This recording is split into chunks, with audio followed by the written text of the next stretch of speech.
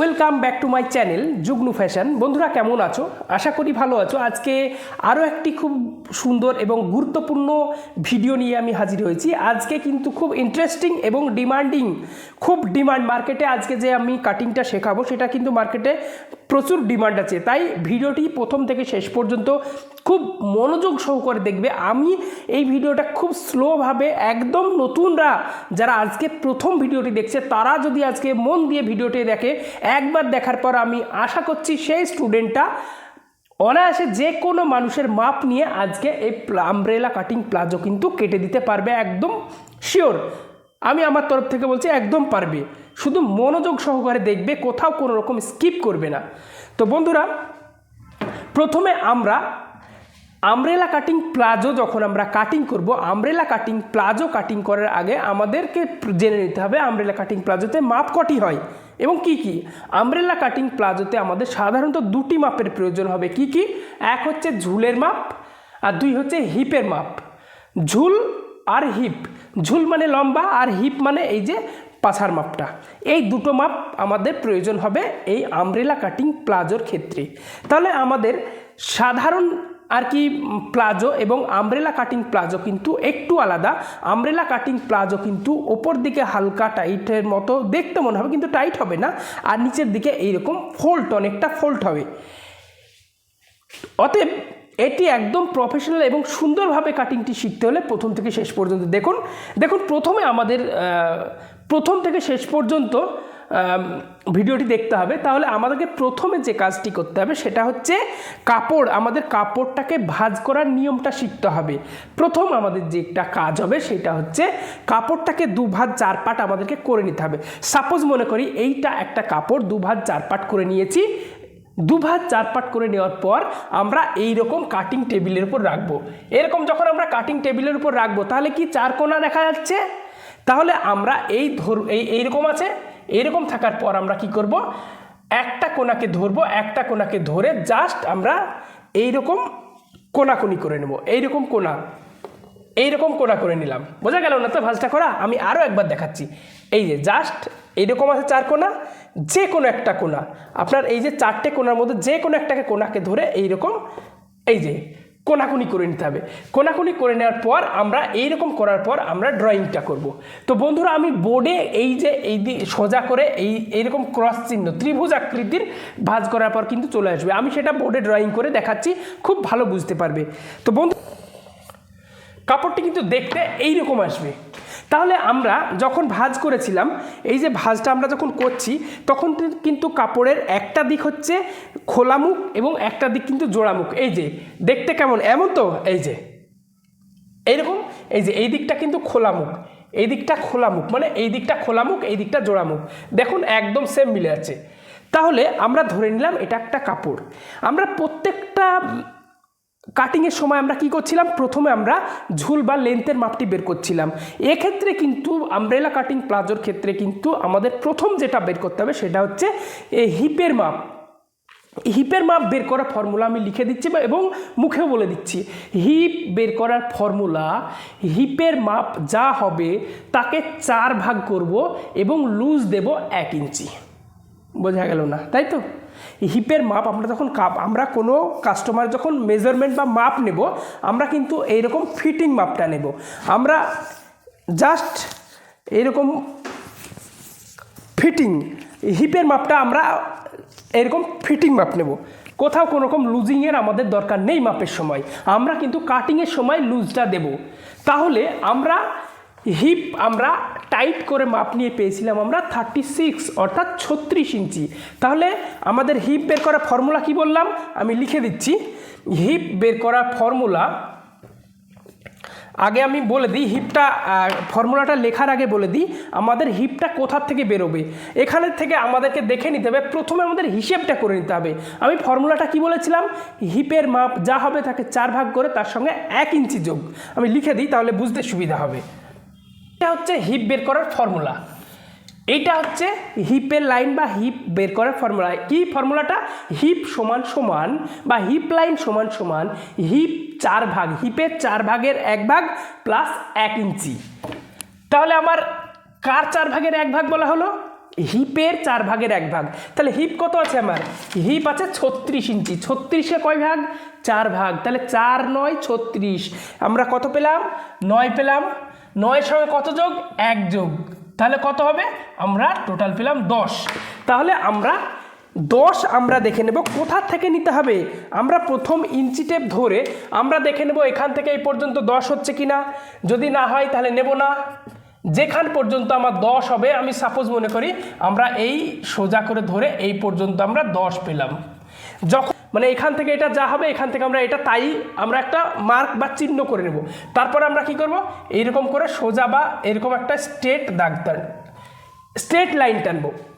এইবার বন্ধুরা এখানে কিন্তু যারা মানে অনভিজ্ঞ বা অনেক ক্ষেত্রে অনেক স্টুডেন্ট বা অনেক কাটিং মাস্টার এখানে কিন্তু একটা কিন্তু বড় মাপের ভুল করে। এই ভুলটা কিন্তু আমি আমার স্টুডেন্টদের অর্থাৎ আমি তোমাদের যেন এই ভুলটা না হয় আমি সেই কারণে একটি গোপন ট্রিক্স আমি কিন্তু বলে দিচ্ছি।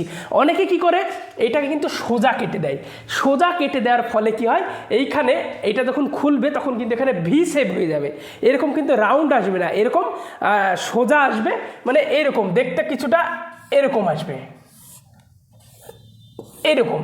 এই যে ভিটা এরকম যদি সোজা কেটে দিই তাহলে এরকম ভি শেপে চলে আসবে। অর্থাৎ এখানে ভি শেপ নয়, এইখানে আনতে হবে এইরকম রাউন্ড শেপ। এরকম রাউন্ড শেপটা আনার জন্য কি করতে হবে? আমরা সোজা কাটিং করব না। আমরা কি করব? ঠিক এইখান থেকে আমরা মোটামুটি হাফ ইঞ্চি থেকে 1.5 ইঞ্চি নিচে একটি মার্ক করব। তারপর আমরা কি করব? এখান থেকে সোজা করে হালকা করে আমরা এরকম রাউন্ড করে দেব। ওকে, বোঝা গেল? এইরকম আমরা রাউন্ড করে দেব। হাফ ইঞ্চি নেবে, বেশি নিলে ঝুলটা শর্ট হয়ে যাবে। হাফ ইঞ্চি নিয়ে কিন্তু এরকম রাউন্ড করে দিতে হবে। এইরকম যখন রাউন্ড করবে তখন দেখবে এটা ধরবে, এরকম রাউন্ড শেপ আসবে। ওকে, এই গেল আমার হিপ বের করা ফর্মুলা। হিপ যখন আমার বেরিয়ে গেল, এরপর আমরা কি করব? আমরা বের করব ঝুলের লাইন। ঝুল বের করা ফর্মুলা আমি এক্ষুনি লিখে দিচ্ছি। তার আগে বলে দিই ঝুল বের করব আমরা কিভাবে। ঝুল বের করা ফর্মুলা আমি লিখে দিই, তাহলে তোমাদের বুঝতে সুবিধা হবে। এর পরবর্তী আমাদের কি করব? আমরা এই যে ঝুল লাইনটা বের করব। ঝুল লাইন বের করার ফর্মুলা কি? মোট ঝুল মাইনাস 1.5 ইঞ্চি। মোট ঝুল মাইনাস 1.5 ইঞ্চি। ফর্মুলাটা আমি একবার বুঝিয়ে দিই। দেখুন, ভিডিওটা হয়তো 2-1 মিনিট বেশি হতে পারে, কিন্তু মাথায় রাখবেন আমার একটা ভিডিও যথেষ্ট। একটা পোশাক কাটিং এর ক্ষেত্রে একটা ভিডিও যথেষ্ট। এমন নয় যে আমি তাড়াহুড়ো করে বলে দিই, আমি ভিডিওটা ডিউরেশন শর্ট করে আপনাদের ডিস্টার্ব হবে এইরকম আমি কোনো ভিডিও বানাই না। আমার প্রত্যেকটা ভিডিও হালকা একটু লেন্দি হয় বা লম্বা হয়, কিন্তু সেটা খুব সহজ ভাষায় আমি কিন্তু বানাই। কেননা আমি চাই না, আমার মন থেকে আমি চাই না আমার কোনো স্টুডেন্ট কোনো রকম সংশয় থাকুক বা কোনো রকম পোশাকের অল্টার বা আনফিট করুক, আমি এটা কখনোই চাই না। অর্থাৎ 100% সঠিক এবং জেনুইন ফর্মুলা দিয়ে কিন্তু আমি প্রত্যেকটা কাটিং কিন্তু আমি আন্তরিক বা মন থেকে করাই প্রত্যেককে। ওকে, তো আমরা হিপ লাইন বের করে ফেলেছি। এবার ঝুল লাইনটা বের করব। ঝুল লাইন বের করার ফর্মুলা মোট ঝুল মাইনাস 1.5 ইঞ্চি।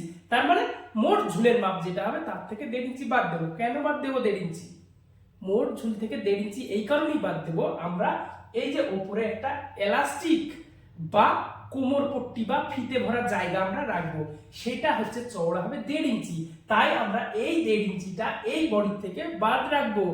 ওকে, তো আমরা কত পাবো? মোট ঝুল মাইনাস 1.5 ইঞ্চি যদি করি, মোট ঝুল কত আমার? 38 ইঞ্চি। 38 থেকে আমরা কত ইঞ্চি বাদ দেবো? 1.5 ইঞ্চি। তাহলে 38 থেকে যদি আমরা 1.5 ইঞ্চি বাদ দিই তাহলে কত হবে? 36.5। ওকে, এইবার আমরা 36.5টা কোথা থেকে নেব? অনেক কাটিং মাস্টার বা অনেক স্টুডেন্ট একটা কিন্তু মারাত্মক লেভেলের ভুল করে, মারাত্মক লেভেল। সেটা কি? সেই ভুলটার জন্যই দেখবে আমব্রেলা কাটিং প্লাজোর একদিকে ঝুলে যায় একদিকে উঠে যায়। এইটা যেন না হয়, কেন উঠে যায় বা একদিকে নেমে যায় সেটা আমি এখনই ক্লিয়ার করে দিচ্ছি। আমাদেরকে ঝুলের মাপটা নিতে হবে এখান থেকে। অনেক ক্ষেত্রে অনেক স্টুডেন্টরা কি করে? এই মিডিল থেকে ঝুলের মাপটা নেয়। মিডিল থেকে তোমরা কেউ ঝুলের মাপটা নেবে না। এখানে একটু সমস্যা হচ্ছে না স্যার, মিডিল থেকে না নিলে এখানে এটা ক্রস আছে, এটা লম্বা আছে, কি করে সমান হবে সব বলে দিচ্ছি। তাহলে আমরা এইখান থেকে ঝুলের মাপটা কত নিব, আমরা পেয়েছিলাম 36.5। সাপোজ মনে করো এই পর্যন্ত আমরা 36.5 পেলাম। ওকে, এইবার মেন খেলাটা তো এইবার হবে। 36.5 যখন আমি পেলাম, আমরা কিন্তু টোটাল আমরা এইখান থেকে অনেক কাটিং মাস্টার কি করে, ওরা এইটার মিডিলটা করে এমন করে এই মিডিল থেকে করে। এইরকম হবে না, এটা ভুল ফর্মুলা। আমাদেরকে কি করতে হবে, এই কোণায় নিতে হবে, একদম এই কোণাটায়। এই কোণা থেকে আমরা মাপটা নেব কত, যা হবে এখান থেকে দেখে নেব, যা হবে আমরা ঠিক এইখান থেকে আমরা আস্তে আস্তে আস্তে এইখান থেকে ধরে আমরা এখানে একটা করে নিলাম। এখান থেকে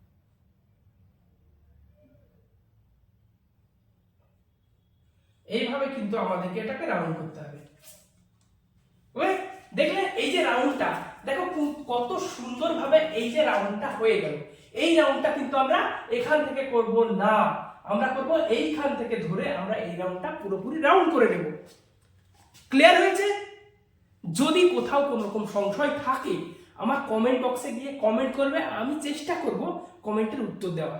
ওকে, এই গেল আমার হিপের লাইন বের করা, এই গেল আমার ঝুলের লাইন বের করা। এখনো একটা কাজ বাকি আছে। কি কাজ? সেইটা হচ্ছে আমাদের কি কাজ করতে হবে, হাই লাইন, হাই বা ঘড়ির এই হাই লাইনটা বের করব। হাই লাইন বের করার ফর্মুলা কি, হাই সমান সমান হিপ ভাগ 3 প্লাস হাফ ইঞ্চি মাইনাস কোমর পট্টি 1.5 ইঞ্চি। বোঝা গেল? হিপ ভাগ 3 ইঞ্চি, হিপ ভাগ 3, তার মানে হিপের মাপ যা হবে তাকে 3 ভাগ করব, তার থেকে আমরা 3 ভাগ করার পর হাফ ইঞ্চি যোগ করব। তাহলে 3 12 কত পেলাম, 36। 3 12 36, তার সঙ্গে আমরা হাফ ইঞ্চি যোগ, তাহলে 12 সঙ্গে হাফ ইঞ্চি যদি যোগ করি কত হবে, 12.5। 12.5 থেকে এইখানে কোমর পট্টিটা আমাদেরকে বাদ দিতে হবে। কোমর পট্টি কত, 1.5 ইঞ্চি। তাহলে 12.5 থেকে যদি আমরা 1.5 ইঞ্চি বাদ দিই কত থাকবে, তাহলে আমাদের থাকবে 11 ইঞ্চি। তাহলে আমরা এইখান থেকে আরো একটা কথা বলি, এখানে যদি কারো কোনো সমস্যা বা প্রবলেম হয় এই যে হাফ ইঞ্চিটার জন্য, তাহলে চাইলে এই হাফ ইঞ্চিটা কিন্তু বাদও দেওয়া যেতে পারে, আমার দরকার নেই।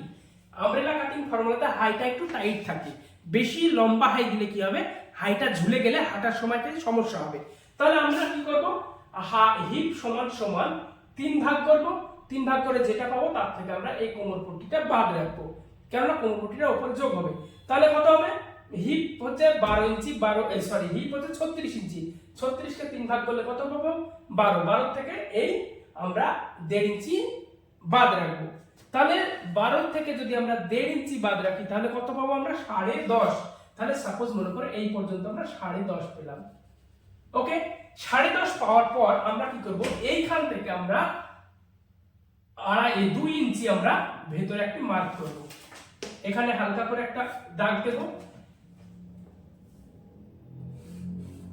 তারপর আমরা কি করব, এইখান থেকে আমরা 2 ইঞ্চিতে একটি মার্ক করব, 2 ইঞ্চি। এখান থেকে এই পর্যন্ত এটা 2 ইঞ্চি। 2 ইঞ্চি পর আমরা কি করব, 2 ইঞ্চিতে আমরা মার্ক করার পর আমরা এইখান থেকে এইটাকে আমরা যোগ করে দেব। যোগ করে দিলাম।